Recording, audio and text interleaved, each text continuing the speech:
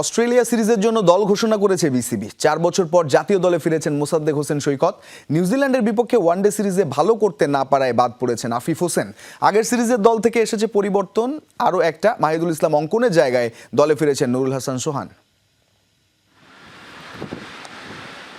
একটা সুযোগের অপেক্ষায় ছিলেন মোসাদ্দেক হোসেন সৈকত। অবশেষে 4 বছর পরে সেই অধরা সুযোগ উঠল মোসাদ্দেকের হাতে। অস্ট্রেলিয়ার বিপক্ষে ওয়ানডে সিরিজের দলে ফিরলেন এই অলরাউন্ডার।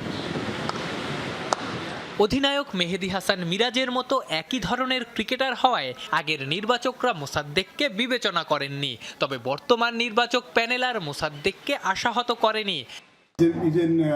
এক্সপিরিয়েন্স প্লেয়ার, আগে খেলেছে এবং প্রিমিয়ার লিগে খুব ভালো ফর্মে আছে এবং অ্যাট দ্য সেম টাইম ওর যে অলরাউন্ডার অ্যাবিলিটি সেটাও আমরা কাজে লাগাতে পারবো, বিকজ ওর যে বোলিং অ্যাবিলিটি সেটাও কিন্তু বেশ যথেষ্ট কাজে লাগে। তো তিনি যদি আসেন আমাদের ব্যালেন্স তার একটু ভালো হয়। আমরা 5 জন ব্যাটসম্যানে খেলি, যে নাম্বার 6 বোলারদের মাঝে মাঝে আমরা অভাব অনুভূতি করি। আমার মনে হয় মোসাদ্দেক সেই কাজটা খুব ভালো মতো করতে পারবে।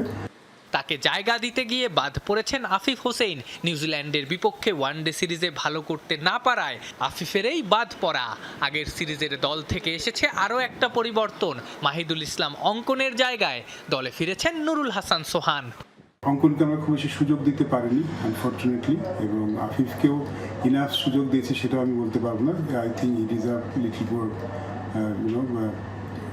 সুযোগ আর একটু বেশি পেতে পারতো সে। বাট এই মুহূর্তে আমরা কিছু ট্যাকটিক্যাল চেঞ্জ করছি, যার জন্য আসলে এই দুটি পরিবর্তন করা।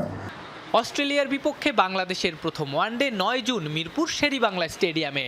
ঢাকা প্রিমিয়ার লিগ খেলে এই সিরিজের প্রস্তুতি নিচ্ছেন মেহেদী হাসান মিরাজরা। 2 তারিখের পাশাপাশি আগামী 5 জুনও ঢাকা লিগের ম্যাচ খেলবেন ক্রিকেটাররা। সেদিনই 2 ফরম্যাটের সিরিজ খেলতে ঢাকায় পা রাখবে অস্ট্রেলিয়া। 9, 11 ও 14 জুন হবে ওয়ানডে সিরিজের ম্যাচগুলো। ওয়ানডে সিরিজ শেষ করে 17, 19 ও 21 তারিখে চট্টগ্রামে হবে 3 ম্যাচের টি20 সিরিজ। আফনান পিয়াল, যমুনা স্পোর্টস, ঢাকা।